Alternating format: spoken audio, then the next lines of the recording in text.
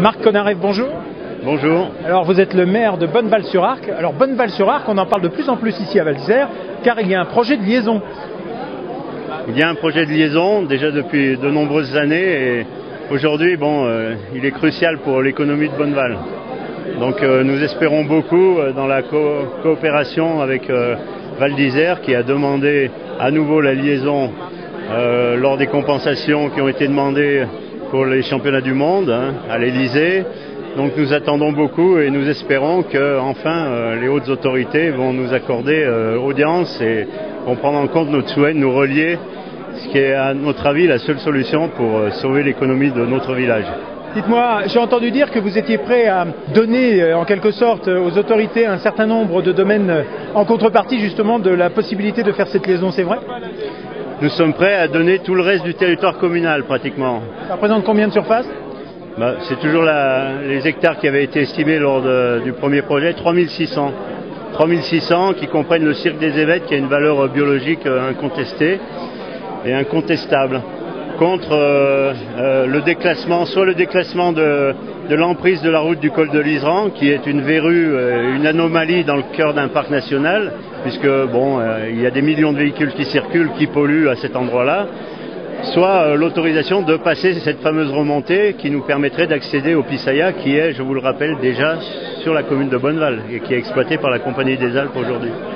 Dites-moi, on dit que Bonneval, et vous dites que Bonneval s'asphyxie en termes d'économie, mais pourquoi ? Parce que c'est un petit village qui a opté finalement pour l'aspect pittoresque de la montagne.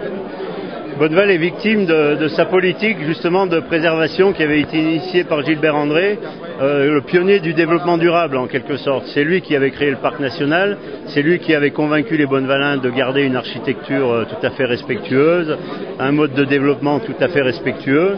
Donc il était le père du développement durable et aujourd'hui, il avait accepté à l'époque de faire une station de ski pour garder les jeunes au pays, mais aujourd'hui elle est tellement en déficit du fait du nombre de lits qui n'est pas suffisant que Bonneval se retrouve confronté à un dilemme, soit augmenter son nombre de lits en risquant de défigurer la structure du village ancestral, soit se relier à Val d'Isère, ce qui est pour nous la solution, puisque nous figerions ensuite par le biais d'une ZPPAUP ou d'un PLU assez strict les possibilités de promotion et d'extension. On continuerait à faire seulement les maisons pour les jeunes du pays avec un gîte ou deux et nous serions reliés, donc la Compagnie des Alpes, elle, comblerait notre déficit puisqu'elle nous paierait une redevance à ce moment-là pour exploiter notre domaine, alors qu'aujourd'hui nous prenons dans le budget communal et ça nous asphyxie, on ne peut pas faire de station d'épuration, on ne peut pas mener notre politique de pavage des rues, enfin on est complètement asphyxié. Gilbert André l'avait dit, de toute façon sans la liaison, Bonneval ne pourrait plus continuer à se développer de la façon dont il souhaitait. Voilà. Il y a une exode de la jeunesse à Bonneval ? Effectivement, aujourd'hui, nous avons au moins 10 jeunes qui enseignent déjà le ski dans d'autres stations, à Valmeunier et d'autres stations, et qui ne peuvent plus rester au pays. Très bien, vous pensez que ça va aboutir ?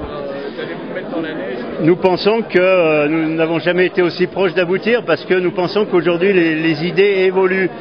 Même pour la protection de la nature, il n'est plus très utile de se focaliser sur un sanctuaire inviolable comme le parc, puisque aujourd'hui le parc veut s'ouvrir à l'extérieur par le biais des chartes, on veut faire de la protection partout.